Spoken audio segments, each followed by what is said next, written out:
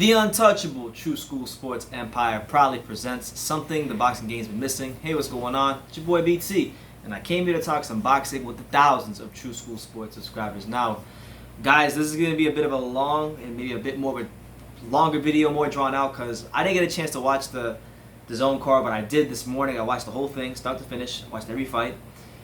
So this is going to be a thorough breakdown on what was, in my opinion, the fight of the entire weekend last weekend. It's going to be a breakdown of Israil Madrimov versus Eric Walker as they fought in a final eliminator for the WBA at 154. Now this was a very interesting fight for Madrimov. I believe it was only his sixth professional fight, and he's fighting a guy in Walker who's experienced. You know, he's fought the likes of R.I.P. Patrick Day. He fought John Jackson. He beat John Jackson. Lost to Brandon Adams in the final of the Contender in 2018. So Eric Walker's a skilled fighter. And I won't even front. He's probably a guy that I overlooked a little bit. He came into this fight with a reach advantage. You know, he came to this fight, as I mentioned, he was on the Contender. You know, he sparred Andre Ward and Sergio Mora in preparation for the Contender, and that's just what it was, man. It was a fight where he had a background in the prison system. You know, in the Dixon Correctional Facility, to be specific. So like he's not a spring chicken in boxing. You know, he's 37 years old. So this was really going to be Eric Walker's final chance at glory in boxing. So you knew he was going to come into this fight very hungry, very game, and ready to come to win. And he showed that in this fight. Madrimov, I mean, this guy, one of the most skilled fighters in the world. One of the most skilled amateurs in the world. He's flying the flag higher for Uzbekistan and the whole revolution that those guys got going on. They're doing a hell of a job in boxing right now. It was a fight for Madrimov where he was going to get tested, and we wanted to see how he'd do. The over/under for this fight was 6.5 rounds, according to bookies in favor of Madrimov. So you know that kind of goes to show you what the bookies thought and what kind of fight it was expected to be. Walker, I believe, was also a 20-1 underdog coming into this fight. So you know what I'm saying? Madrimov, he's such a skilled fighter. He's so talented. He's so dedicated to his sport and his craft that he had an interesting quote in the fighter meetings that Sergio Mora said that Sergio Mora quoted in the commentary. He said that Madrimov said the following about his dedication to the sport of boxing. He said, I quote, "Neither a relationship or kids are possible because I box all the time." So there you have it.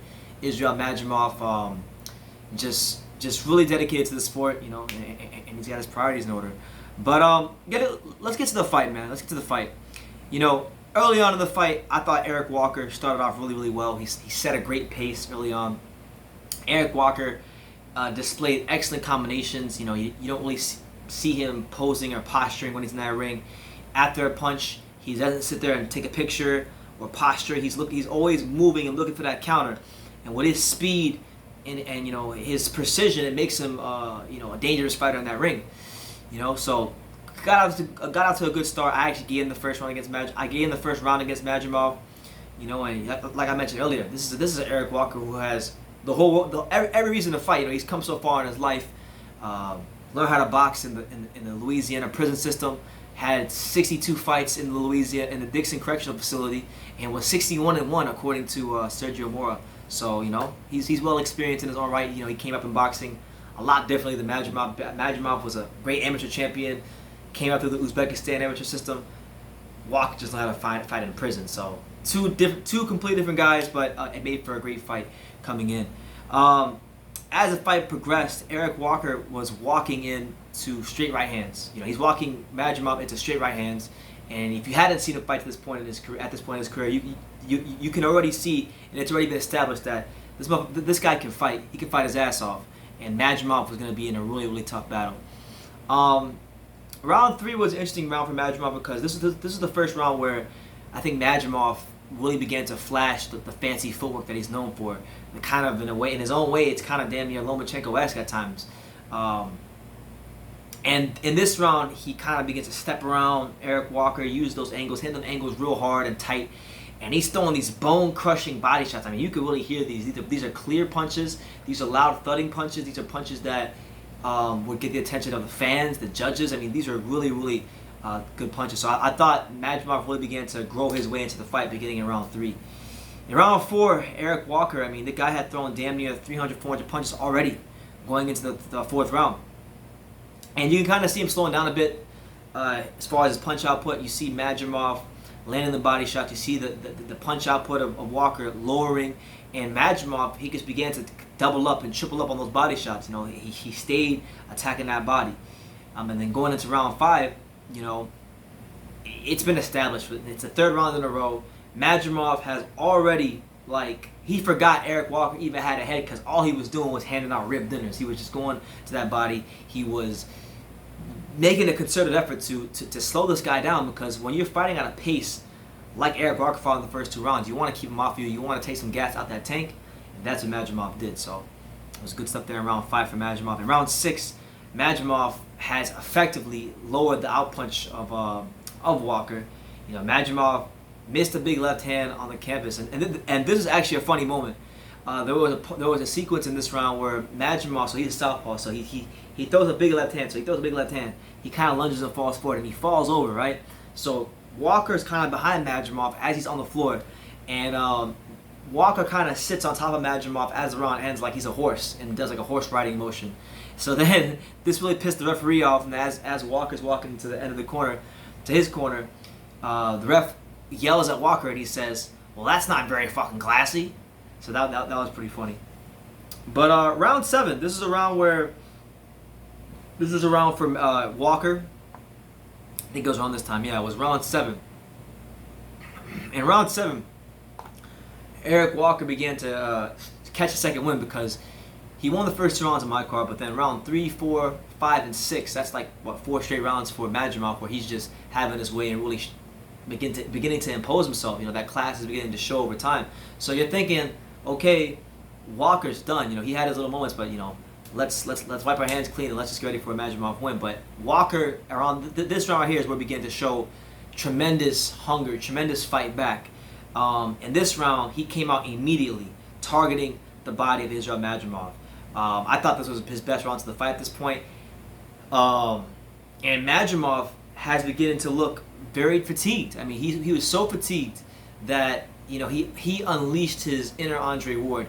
Madrimov's not a guy who's known for clinching. He's a guy that's a very classy fighter.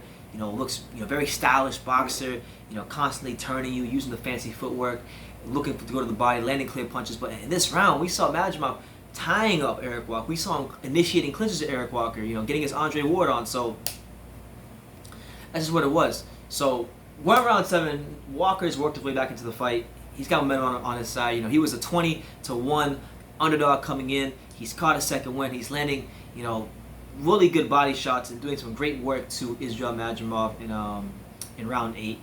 And he's taking Israil Madrimov to some deep, dark, and uncomfortable places that he has never gone into in the professional ranks of boxing so far in his career.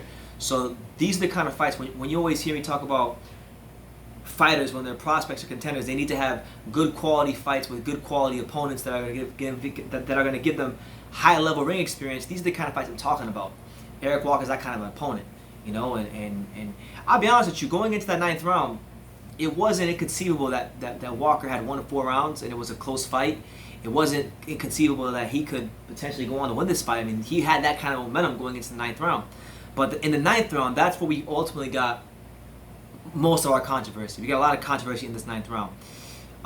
In the 9th round, Eric Walker, his fatigue and his 37-year-old leg started to show, and he started pulling back. So he's circling the ring, he's pulling back, trying to buy him some time. And while he's pulling back, Madrimov's taking these really short steps forward, subtle steps forward. And when he had him in the right position, he lined him up for a beautiful left hand, a left hook, I should say, a left hook from hell in the 9th round. And he put him out. It was a legitimate knockout. But the referee said that he pushed Walker down with the shoulder, and Walker was afforded the time to recover because it wasn't ruled a knockdown. It was ruled whatever it was ruled. Like, I guess a head clash or a low blow, whatever.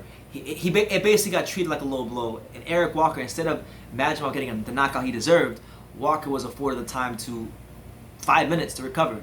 And it's funny because he's on the canvas, he's rolling around, he's saying, "Yeah, man, I'm a bit dizzy." Well, no shit, you're busy. You just got clipped with one of the most vicious left hooks you're gonna see all year. And it's unfortunate that Madrimov wasn't awarded with the stoppage victory. Walker took all 5 minutes. He sat on the stool. He was chilling, taking all of his time in the world. And then the rest of the fight, round 10, 11, and 12, I gave up all to Madrimov. I thought he won the fight pretty convincingly, 8-4. Was robbed of a stoppage victory in that 9th round. But overall, if you weren't an Israil Madrimov believer before, you had to have become one by now, because he fought a very, very tough, spirited, skillful opponent in Eric Walker, who had a lot to fight for and fought like it. He knew what was on the line, and he fought like he knew what was on the line. So, I'm looking at Israil Madrimov, man, after a win like this, he gets the unanimous decision victory. I'm looking at him as a guy that can really go on to do some great things in his career. Now that he's won that fight, I believe he's WBA mandatory. Jason Rosario holds the belt, so we're going to see if he winds up keeping those belts or if Jamel Charlie gets those belts. But no matter who Madrimov fights next, I want to just emphasize this. I really think he's got a chance to win a world title in his 7th fight, if he fights for one in his 7th fight. So, great fight. Just an absolutely great fight. I give Eric Walker the utmost respect. He fought an exceptional fight. He fought a brilliant fight, and I'd love to see him in there with some other guys, 154. I mean, I know he's older. He's no spring chicken, but I still think there's good fights out there for Eric Walker. I think DAZN should bring him back. I think any network should bring Eric Walker back. You want to have fighters who fight with that sort of hunger and that sort of class and that sort of skill.